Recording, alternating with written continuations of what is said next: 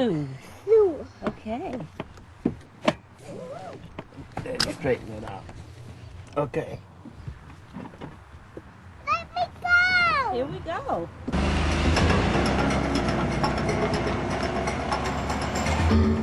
JT, anybody home?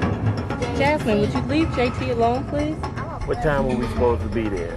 We're late. Hey, JT.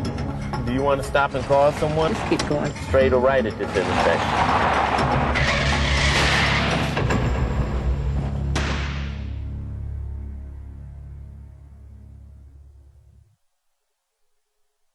Airbags are saving lives. They've already prevented more than 1,500 deaths and many thousands of serious injuries. But like other public health successes, there have been some unfortunate side effects. Inflating airbags have caused some deaths and serious injuries. The numbers are small in relation to the lives saved, but the tragedy is that some of these deaths have been infants and small children. These can be prevented if adults know more about this risk and how to avoid it. We are all familiar with slow-motion pictures that make airbags look like soft pillows when they inflate.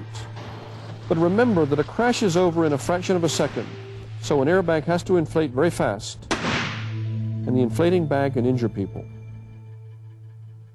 If you're on top of or very close to the airbag when it begins to inflate, it can cause serious injuries. Adults as well as children can be injured, but children's lighter weight means they're at greater risk.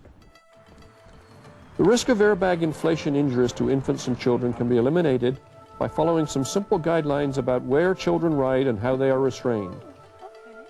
First and foremost, never place a rear-facing infant restraint in the front seat of a vehicle with a passenger side airbag. In a crash, if the airbag inflates, it can hit the back of the restraint with enough force to seriously injure or even kill the baby. So don't do this. The only exception is in vehicles with no back seat and a switch that deactivates the airbag. With or without an airbag, the safest place for infants and children is the rear seat. Make sure the baby is buckled in securely. And the infant restraint is tightly secured with a safety belt. When infants outgrow their rear-facing restraints, they should graduate to forward-facing child restraints. Used properly, these provide excellent protection, but just like infant restraints, they should be placed in the back. When children get too big for their child restraints, they may use booster seats to raise them up for a better fit into an adult safety belt. Or a child may be big enough to use an adult belt without a booster. Just be sure the lap belt fits low across the hips and the shoulder portion is comfortable. Don't ever allow a child to put a shoulder belt behind the back or under the arm. And still put children in the rear. If they must go in the front seat, make sure the seat is positioned all the way back so a child is likely to be out of the path of a passenger airbag if it inflates. And don't let a child sit forward on the edge of a seat like some kids want to do.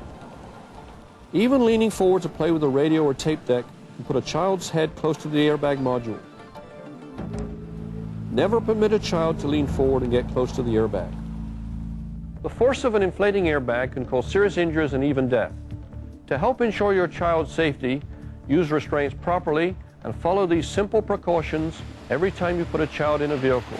This is important even if you're only going a few blocks. And remember, the safest place for infants and children is in the back seat. For more information, write to Kids in Airbags, P.O. Box 1420, Arlington, Virginia 22210.